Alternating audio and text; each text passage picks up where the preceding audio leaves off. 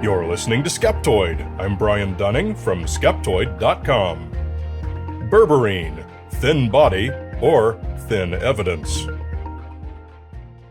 Let's say you're on the internet and say you're browsing around seeing if there's anything new in weight loss. Maybe there's a new diet, a new exercise, or something you might be able to try. Well, if you do that these days, one of the things you're liable to stumble upon is berberine, a natural compound touted as nature's Ozempic. Ozempic being one of the hot-ticket weight loss pharmaceuticals on the market right now. It all sounds pretty promising. A natural version of a hot product, no doctors or prescriptions needed, that you can go right out and buy today? It sounds too good to be true. Well, maybe it is, maybe it isn't. Today we're going to find out. First, let's take a quick look at Ozempic.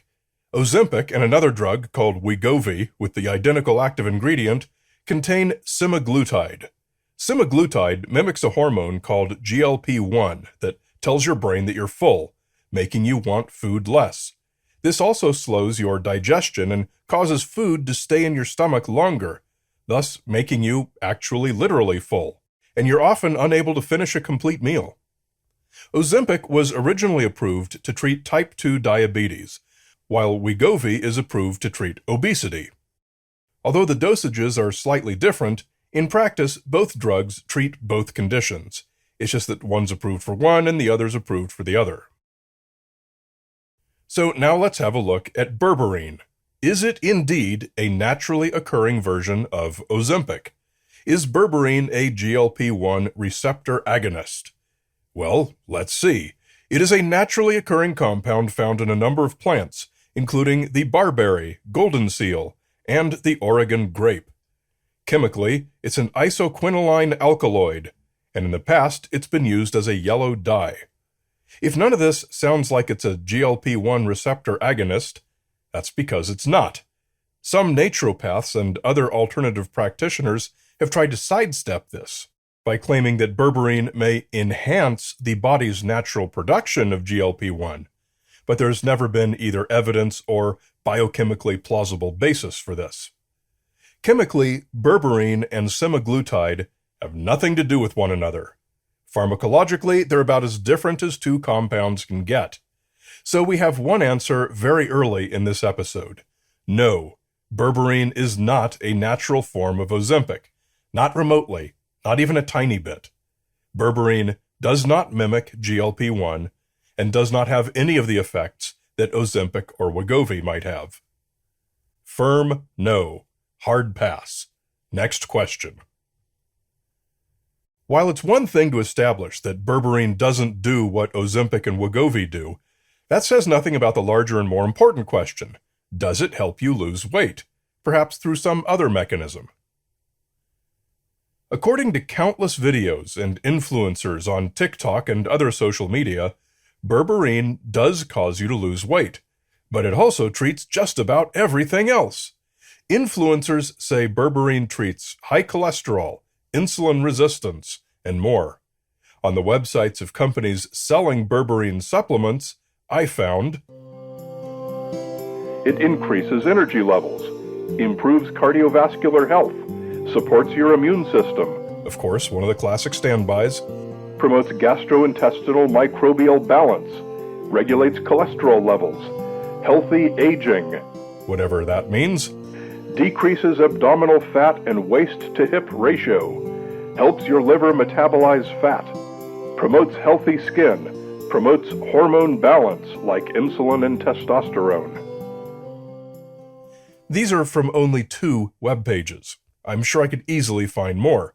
But note that really none of these are claiming to treat a disease or a problem. They're the usual vague wellness claims. And we run into a familiar bit of nonsense, which is the entire concept of wellness. If there's nothing wrong with you, you're healthy. By definition, a supplement can't make you healthier than healthy. Health is the absence of disease.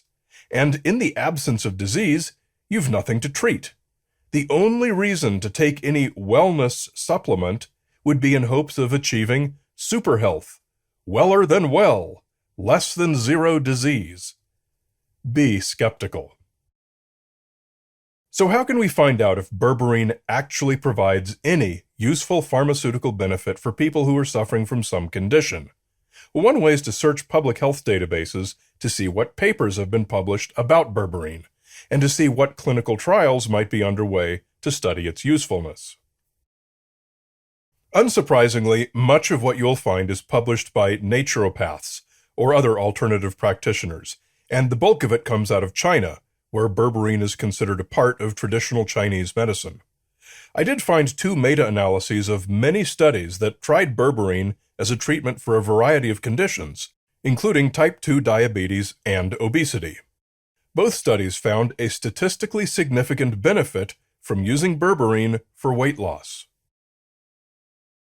And here is where we find out exactly what statistical significance means.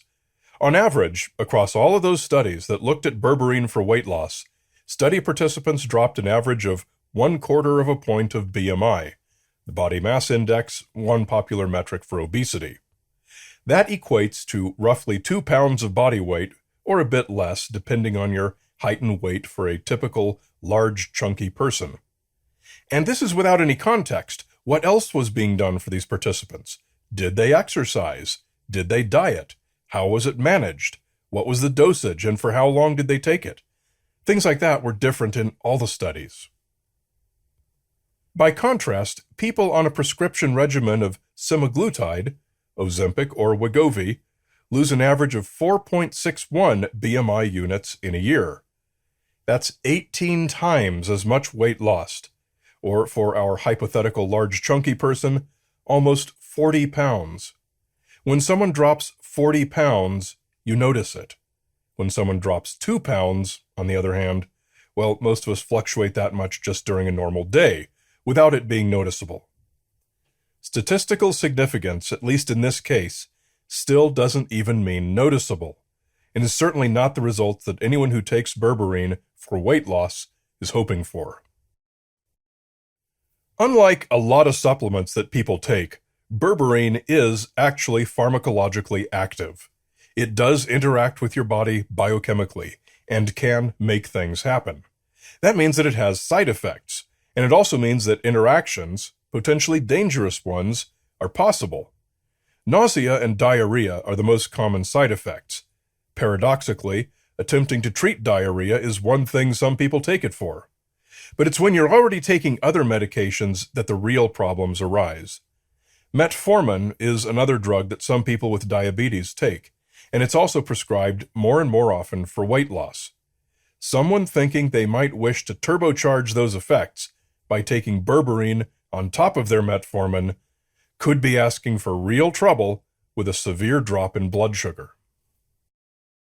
Cyclosporine is one immunosuppressive given to some transplant patients to help prevent organ rejection, which requires very carefully balancing the immune system to not attack the transplant, but to also continue attacking the other bad things your body wants it to.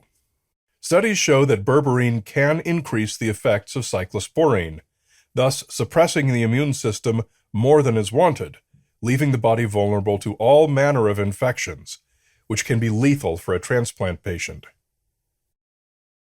Beyond causing drug interactions, berberine is also actively counterproductive to some things that people take it for, which is what can happen when you get your medical recommendations from TikTok. Some people take it for the vague wellness promise of improved gastrointestinal flora, or some such thing. In fact, one thing that berberine is actually decent at is as an antimicrobial, meaning it might just kill whatever flora you have in your gut that you're trying to improve the wellness of. This is actually why berberine causes diarrhea. Kill your gut microbes, end up with a bad case of the runs. Also, pregnant and breastfeeding mothers, and also newborns, should definitely not take berberine for anything. Berberine can cross the placenta, and what it might do to the fetus is something we don't have a lot of data for. There is some anecdotal data that berberine may cause a type of brain damage called kernicterus in young children, so it's probably best to avoid it altogether in those situations. However, berberine may not be all bad. As it is pharmacologically active and can do things, it continues to be studied in three main areas. Number one, some data indicates that it can lower cholesterol, specifically LDL, the bad cholesterol, and thus your total cholesterol. How much? Not clear yet. As well as existing medications, still don't know. Number two, it may still be a treatment for type 2 diabetes. Data is still very preliminary, but some of the most promising shows that berberine may be as effective, or nearly as effective, as metformin at controlling blood sugar in diabetics. Research is definitely ongoing. Number three, it may help women with PCOS, polycystic ovary syndrome, fight the insulin resistance that often comes along with it. It's important to stress that all of this is fairly preliminary, and more study is needed before we can say that berberine does have some medical potential. And even if it does turn out to work as well or better than established drugs, we'd still need to do the drug development work to establish doses and treatment courses, and all the stuff that goes into finding an effective treatment regimen. You don't just go buy supplement pills off the shelf that are of unknown doses and purities and swallow them. The best case scenario is that berberine, like all of the many natural compounds that eventually form the basis of some medical treatment, might one day become a treatment for some bodily dysfunction. As the concept of a wellness supplement, the promise of fixing something when there's nothing to fix, is fundamentally a marketing scam, don't look to berberine for any supposed wellness benefits.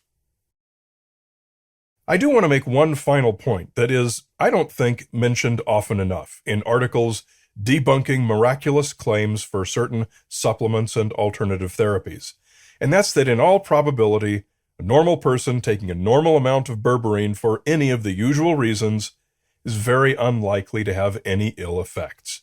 It's probably not going to do you any harm. Nevertheless, you're getting no known benefit, and you're taking a non-zero risk. So there truly is no compelling argument to be made for why you should spend your money on berberine supplementation. Maybe one day this will no longer be the case, and some berberine formulation will be found to have some medical value for those suffering from some defined condition. But that day is not today.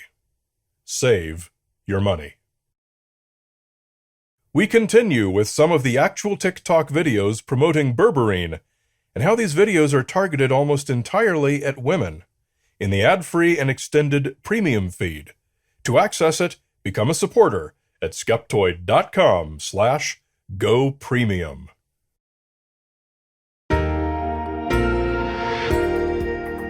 A great big Skeptoid shout-out to premium supporters Zabby, Pete Bacco, Amanda Lee, and Mark McCady. Sustainability is a popular theme in science, and the support from these premium members is what pays the bills of our nonprofit and makes Skeptoid sustainable. Please join them by becoming a member for just $5 a month at skeptoid.com and click Go Premium. And follow us on your favorite social media for even more great content. You'll find both Skeptoid and me, Brian Dunning, on Facebook, Twitter, and Instagram. You're listening to Skeptoid, a listener-supported program. I'm Brian Dunning from Skeptoid.com.